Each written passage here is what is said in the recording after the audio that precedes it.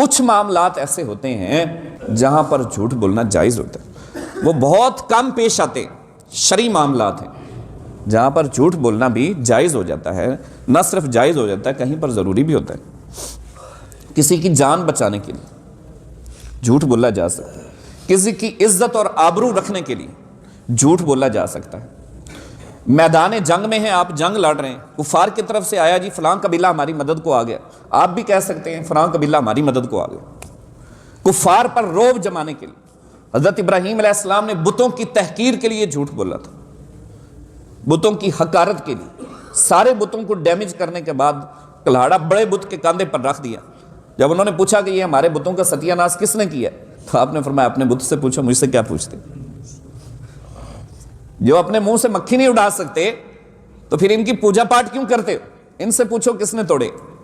تو اس لیے آپ نے امر واقعہ کو ظاہری طور پر حقیقت کو چھپایا، کسی کی عزت بچانے کے لیے، لوگوں کے درمیان صلح کروانے کے لیے، کسی کی جان بچانے کے لیے جھوٹ بولا جا سکتا ہے۔ شیخ سعدی رحمۃ اللہ علیہ فرماتے ہیں، گلستان کے اندر ایک بڑا خوبصورت واقعہ لکھتے ہیں کہ ایک شخص غلطی سے کسی ملک کا بارڈر کراس کر گیا اور وہاں کی زبان بھی نہیں سمجھتا تھا۔ بادشاہ کے سپاہیوں نے اس کو گرفتار کر لیا اور گرفتار کر کے بادشاہ کے پاس پیش کر دیا کہ یہ سمگلر تھا، سمگلنگ کی غرض سے پکڑا گیا۔ اب جو بارڈر لائن پہ پکڑا جائے، ظاہری بات ہے وہ جس بھی نیت سے آیا وہ لوگ اس کی نیت تو نہیں دیکھتے، تو اس نے کہا کہ اس کی گردن اڑا دو۔ تو اس نے دیکھا کہ اب میں تو مر گیا ہوں، مجھے تو اس نے آرڈر کر دیا مرنے کا، چلو جاتے جاتے اپنے من کی بڑاس تو نکالوں۔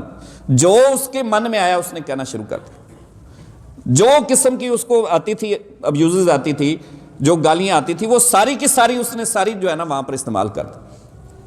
تو بادشاہ نے وزیر سے پوچھا کہ یہ کیا کہہ رہا ہے؟ وزیر نے کہا کہ بادشاہ سلامت، یہ آپ کو دعائیں دے رہا ہے، یہ آپ کو دعائیں دے رہا ہے۔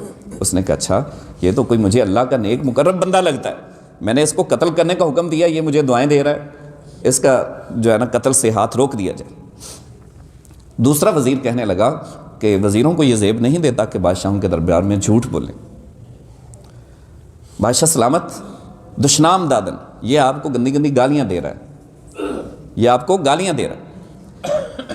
اب بادشاہ نے یہ پہلے والے وزیر کی تائید کی، اس نے کہا نہیں، جو پہلے والا وزیر ہے وہ ٹھیک کہہ رہا تھا، وہ ٹھیک کہہ رہا تھا۔ شیخ سعدی رحمۃ اللہ تعالیٰ علیہ نے اپنے شعر کے اندر اس کو خوبصورت انداز میں ایکسپلین کر دی۔ آپ نے فرمایا کہ فتنہ پھیلانے والا سچ مصلحت آمیز جھوٹ فتنہ پھیلانے والے سچ سے بہتر ہے۔ مصلحت آمیز جھوٹ فتنہ پھیلانے والے سچ سے بہتر ہے۔ تو ایسا جھوٹ جس سے کسی کی عزت بچ جائے، جس سے کسی کی جان بچ جائے، وہ ایسے سچ سے بہتر ہے جو سچ لوگوں کے درمیان لڑائی پیدا کرتا ہے۔